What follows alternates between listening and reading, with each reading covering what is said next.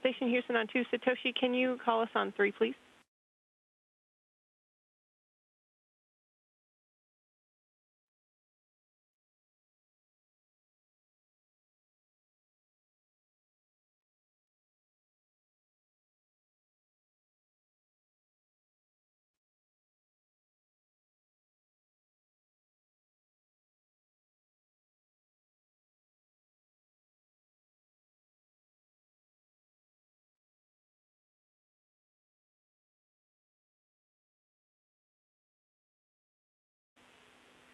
Station, this is Houston. Are you ready for the event?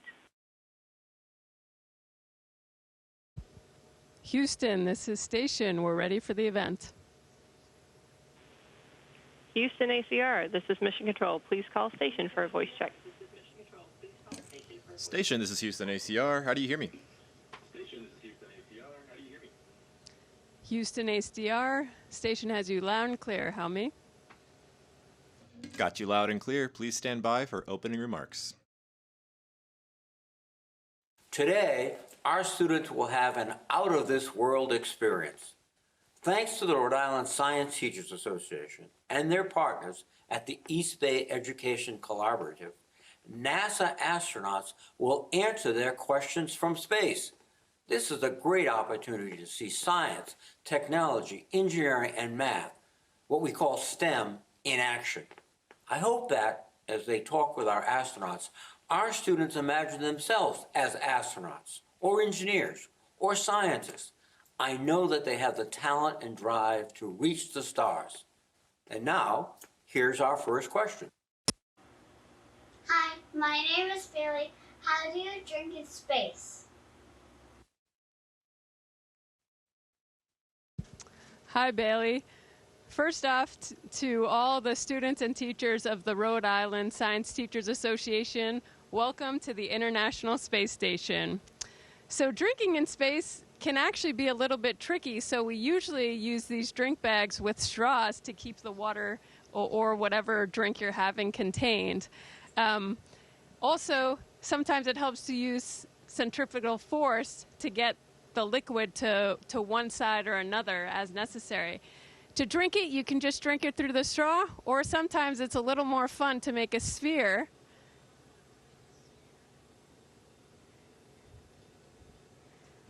And then you can drink it.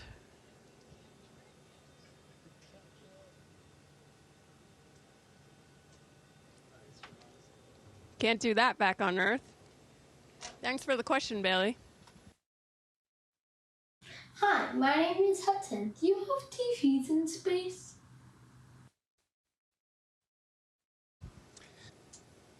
Hey, Hudson. Well, no and yes. We don't have TV straight up, but we can watch TV on our computers, and we have a projector that we can watch movies on.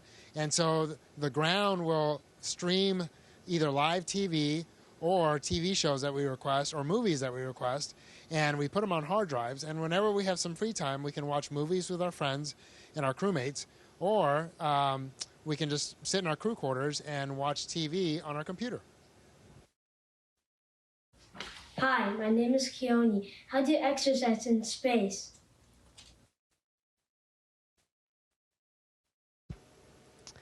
Hi, Keone. That's a great question. Exercise is actually very important in space because back on Earth, just walking around and doing everyday things, you're working your muscles. But here on the International Space Station, because we're weightless and float, we're not using all those muscles on a regular basis. So we actually are scheduled for exercise every single day. Now, how do you lift weights in space if everything floats, right? So we actually use, it's called the Rhode. It's an advanced resistive exercise device, and it has vacuum tubes, and that's how it creates the resistance. And then we have a bike up here and a treadmill for cardio exercises. And on the treadmill, you wear a little outfit, and it pulls you down to the treadmill. Hello, my name is Gabriel. What has been your favorite experience in space? Hey, Gabriel. Well, I think my favorite experience is just the ability to float. So if I let go, we're actually hanging on with our feet. If I let go, I'll float up and just can kind of hang out here.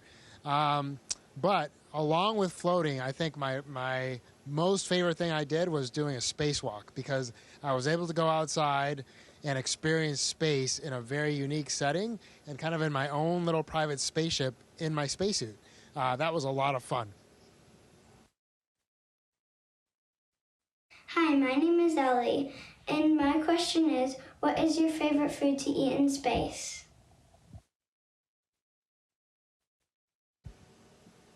Hi, Ellie. So, eating in space is for the most part similar to eating back home. We generally like to often take the water out of things when we ship them, so we dehydrate them because water weighs a lot and it's hard to get up here. But you can also play with your food here on the space station.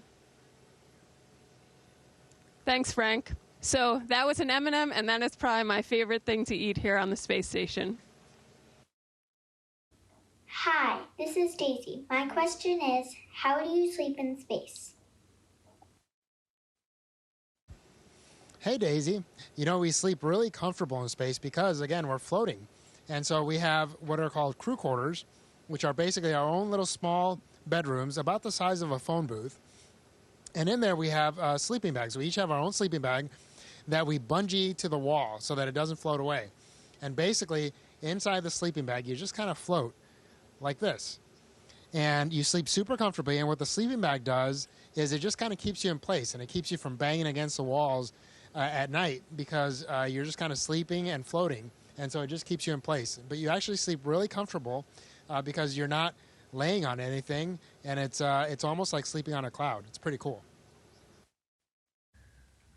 Hello, my name is Maggie. Have you ever seen a black hole before?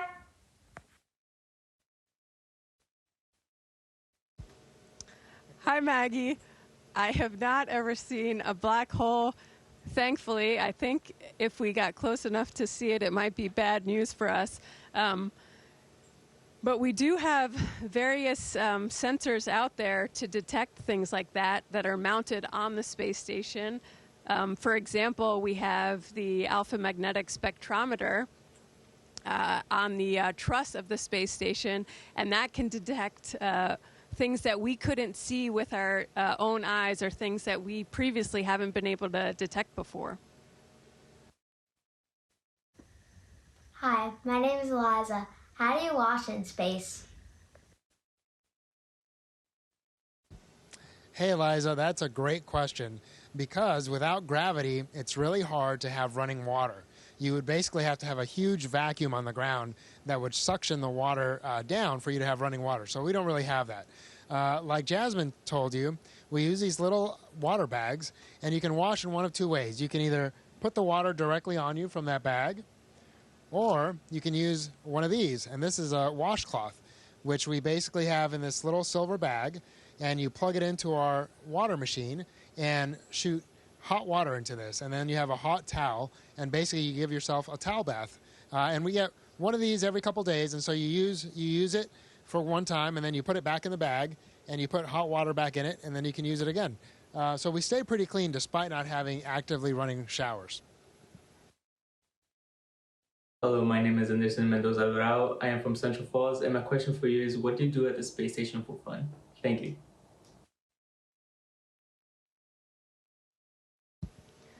Hi, Anderson. So we have a lot of fun up here on the space station. We also, of course, do a lot of work on the space station, but we do live and work up here. So in our free time, sometimes we just spend time together, hang out, watch a movie like Frank talked about earlier, have some dinner together. We have a couple instruments up here. Some people like to play the guitar, and every now and then we'll all sing along and go and look out. We have an amazing view of the Earth and of the space station itself from up here. So a lot of times people like to go look out the cupola windows. Hi, my name is Matt from the Lawn Avenue School in Jamestown, Rhode Island. My question is, what type of jobs do you have to do on the space station? Hey, Matt. They keep us pretty busy up here. So the International Space Station is actually a national and an international laboratory. So one of our main purposes is to conduct science up here. And we do science experiments on board, but we also do Earth-based science where we just observe the Earth and the changes that the Earth is undergoing. So we work for about 10 hours every day. A couple of those hours are to maintain our fitness, like Jasmine was talking about earlier. And the rest of the time we do all sorts of different science projects, studying our own bodies, studying cells, how materials and different fluids interact in space. And then, of course, the space station is one big giant machine, and so we have to do a lot of maintenance on it. So some days, if something breaks, you have to spend time and fix it, especially the toilet. That's really important to keep running every day. But lots of other parts and pieces, essentially they have what's a usable life, right? So we want to replace it before they break because we don't want them to break. And so we'll spend some time doing maintenance where we just replace entire units at a time to make sure that this whole system keeps running pretty well. Hi, my name is Olivia Rapucci. I'm in 6th grade and I go to Monsignor Clark School. My question for the ISS is, we have power lines to bring power to our homes. How do we bring power to the ISS? Hi, Olivia. You're right. Power is very important, and it's a little different up here, but we actually use the sun for our energy. So we have these huge solar arrays on the outside of the space station. I actually also love looking out the cupola windows at the golden solar arrays. And those take the energy from the sun and convert that into electricity. And then we distribute that all throughout the space station to use. Frank actually, not too long ago, a few months ago, went on a spacewalk, and he helped update those solar arrays to newer ones so we could generate even more power. My name is Lily. I'm from St. Peter's School in Warwick, Rhode Island, and today my question is, what happens if astronauts get sick in space? Hi, Lily. Well, the biggest thing we try to do is try not to get sick. And so most of us try to live pretty healthy lifestyles. And we also try to stay in pretty good shape while we're up here. But if somebody were to get sick, oftentimes we'll have a doctor on board, like me, or if there aren't any doctors on board, all the astronauts get certified as chief medical officers, meaning that they go through medical training so that they're able to respond to any sort of emergency that we have here in space. But the reality is, because we stay in pretty good shape and we're only exposed to 6 other humans, and those humans, before they come up to the space station, we go through quarantine, which now after COVID, we're all pretty familiar with. But as long as astronauts have been flying to space, we would essentially quarantine for 2 weeks prior to make sure that we didn't have any active illnesses or any viruses. And so when you get to the space station, you're usually pretty healthy, and you don't introduce any new viruses to the station. And so for the most part, we all stay pretty healthy up here. Hi, I'm Avery. I'm in 6th grade at Warwick Man's School in Little Compton, Rhode Island. My question is, can you see things like the northern lights and lightning from space? Hi, Avery. So I don't know if you know this, but I actually just got up here a little over 2 weeks ago, and I saw my first aurora yesterday looking out the cupola windows. We can see them both in the northern hemisphere and in the southern hemisphere. Also, we can see lightning, and it looks really cool from up here. It looks like a little light show because you'll see flashes here and there. And actually, our crewmate Andy Mogensen from Denmark is actually doing an experiment where he's taking photographic images of the lightning strikes. Hi, my name is Kylie, and my question is, does spending time in space affect your neurological functions? Hey, Kylie, that's a great question because space does affect our entire body, really. And we are the most sensitive part of the space station. So it can affect the neurological system, primarily your eyes. And we're not really sure if that's due to either radiation exposure or pressure changes due to fluid shifts that happen here in space. But the system that really, 2 systems that really get affected the most by space are our skeletal system and our muscles, so our musculoskeletal system.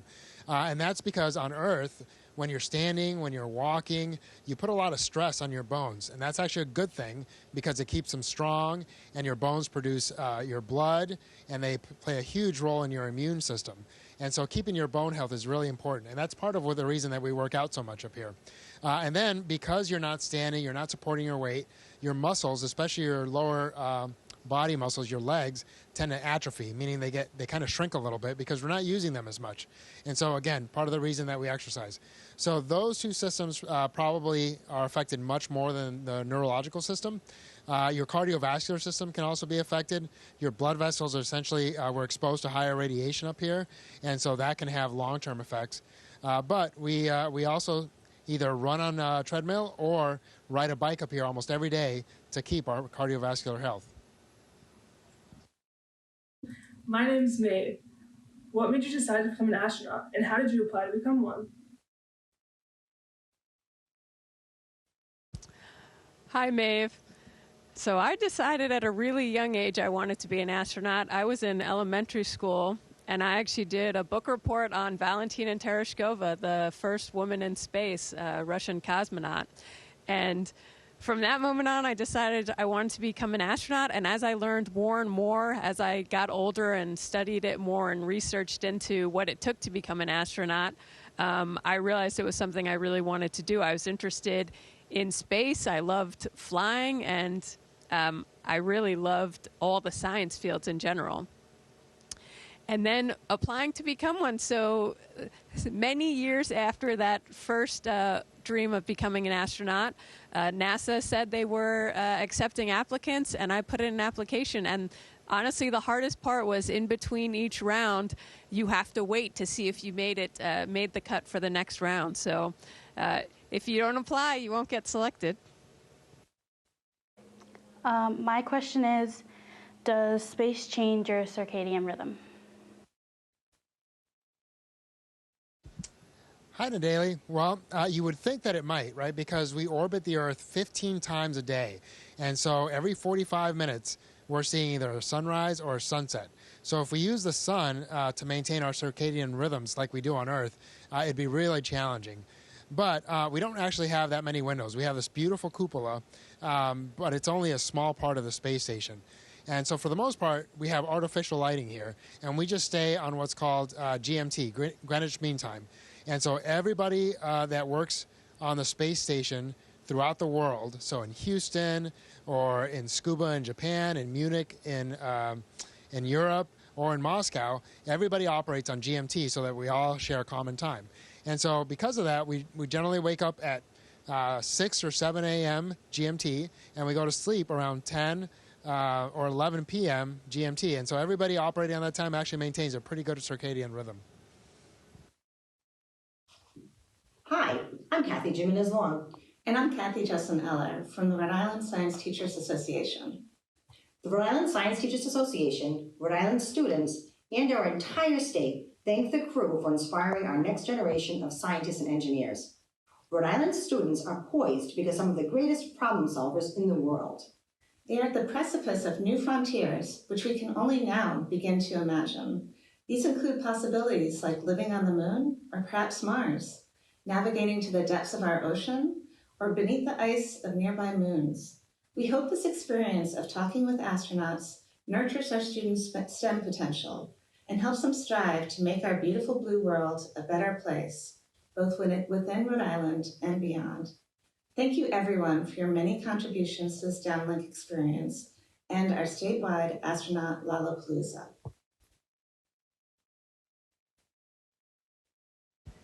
Thank you so much for your great questions to the Rhode Island Science Teachers Association. We hope you enjoyed your time on the International Space Station. We'll see you next time. Station, this is Houston ACR, and that concludes our event. Thank you to all the participants. Station, we are now resuming operational audio communications.